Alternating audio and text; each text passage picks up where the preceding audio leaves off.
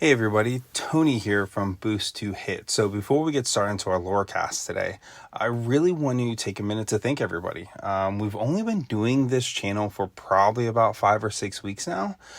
This is only going to be our third lorecast in the series, but between the lorecast we put out, people commenting on our Boost to Hit blog, and also just comments on Facebook. I cannot thank everyone enough for all the positive support you've given us and anything, any of the suggestions you've given. Super open to suggestions. Anything you all want to see from the channel, be it either lorecasts, potentially battle reports that you want to see, or just us randomly talking about different things, please, either comment on the videos below, send us a message. You can go onto our Facebook, Boost to Hit, and you can talk to us there. One quick note, if you want to look at our blog, it is boosttohithome.wordpress.com.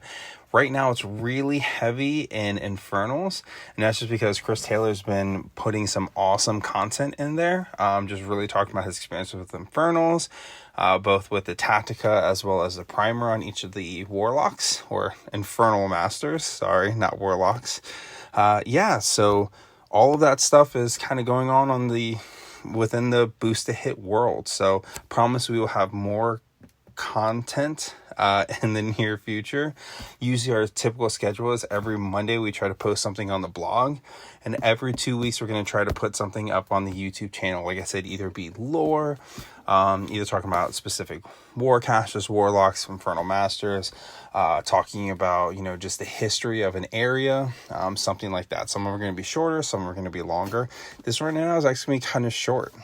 So this is actually, I wanted to talk about a new warlock that is coming out, and that is Rassyk, the Spawn of Shadows.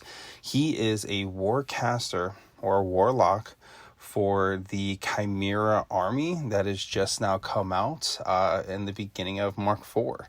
So if everyone's ready, let's dig in. So before we really talk about Rassyk, the Spawn of Shadows, we need to go back and really look at Chimera as a whole. Chimera is one of the new factions that's come out in Mark 4, and it really doesn't have that much of a history or background. So we're going to talk pretty high-level view of what Chimera is, and then we'll talk more about Rassyk. This will definitely be a little bit of a shorter podcast, but to jump right in, right? What is Chimera? So Chimera is the result of Rias and Saren combining their Athonk shards. So during the great Battle of Henchhold, Saren had decided that she was going to go into Sirius's gate to try to go into the other world, so she could be free and she could start roaming the world of the unknown. Unfortunately, as soon as she had crossed that barrier into the gate rejected her, and the gate rejected her so violently she actually exploded. I laugh about it because it's just ridiculous, right? And you try to walk through this gate, and not only did she explode, her blood and body parts went on other people, right? But what survived is her Athonk, or a think, whatever you want to call it. I'm going to call it an Athonk. Rias saw this and was horrified. She grabbed the Athonk and she decided to escape. As she was sitting there and sad, she wanted to feel her sister again. So she took her Athonk and she pushed it into her body and merged two together. And at that moment, she realized that Saren had been studying the Athonk for an extremely long time and actually been able to impart her own soul in essence onto the Athonk to keep it there just in case something had happened. And with both of these together, with Saren's knowledge and Rice's ruthlessness, they were eventually able to create the Chimera. Now, this didn't happen right away. They had to run away to the Wormwood Mountains, and they hid into some caves. And this is where Rice first started to explore her powers after running into a small group of cephalics. She killed them, and then she actually used their remaining body parts, their armor, and she crafted the very first war beast. From there, she started exploring more and more what she can do. And then at some point, she decided that she was going to create someone that was independent, could learn, adapt, and grow. And it had to be a warlock for her army to be more. And that's where she ended up gathering up some of the finest materials from the cephalics, and she created Rassyk. At the time, he didn't have a name. It was just this perfect form.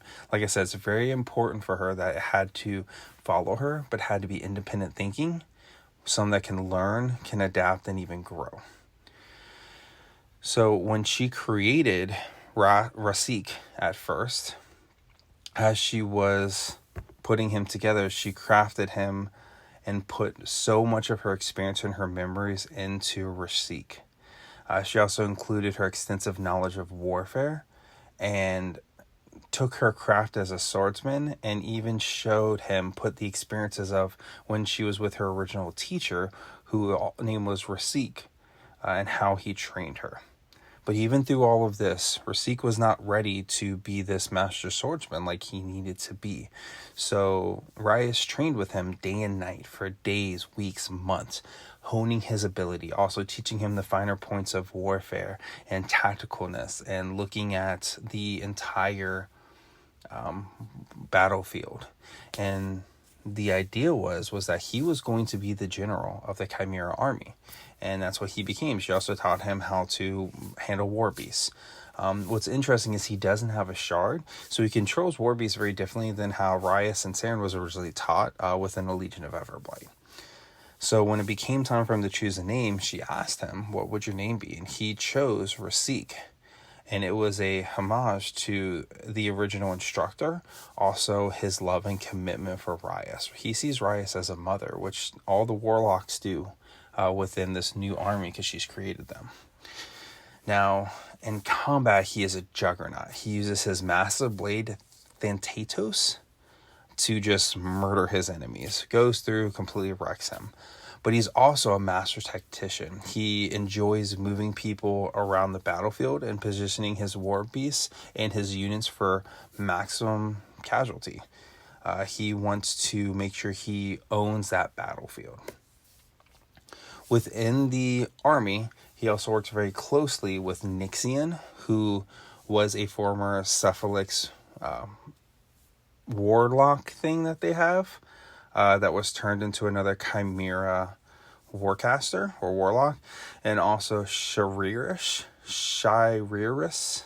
I don't know how to pronounce your name. I'm gonna learn how to pronounce that better. Who is more of their assassin. She tends to go in, does the scouting missions, and then will come back, and then she will defer, as well as Nixian, to Rassyk to find out what they want to do with the overall battle plan. And that's kind of what you've seen right now within the story. There's this really great story called Emergence. It's I believe it's 5 parts now, and it kind of tells the overall story of what happens between Legion of Everblight and Chimera, and how really Chimera can break off on its own. I don't want to spoil it, but within that storyline, you end up seeing Rassyk fight multiple warlocks from the Legion of Everblight, be it from that the Blighted Okran warlock that they have, to even Lilith. He fights with her at one point.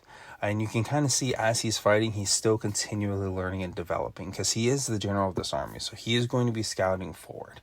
Now, what is really going to happen to Chimera in the future, right? And really with Rassyk, we don't know yet, right? There's still a very new army, right? Within the greater story, they've probably been around 5 to 10 years at this point, right? So they were created almost immediately after the Battle of Hingehold, and that takes place 10 years before the current setting is at. So you got to think that Rias probably wandered around for a couple months to a year, finally hid, and spent a good number of years building this army up. But with Legion still being out there, like I said, I'm not going to spoil what happens in Emergence, but they do interact with Legion a handful of times. Within that greater fight, you kind of see that Chimera is going to want to take more of a backseat in a lot of these things. They're going to be more slow moving, more methodical with this. We're going to see this whenever the second army comes out, that it'll probably be more Saren based. But I wonder what they're going to do more with Rassyk, and how they're going to explore his story more, as well as the overall Chimera.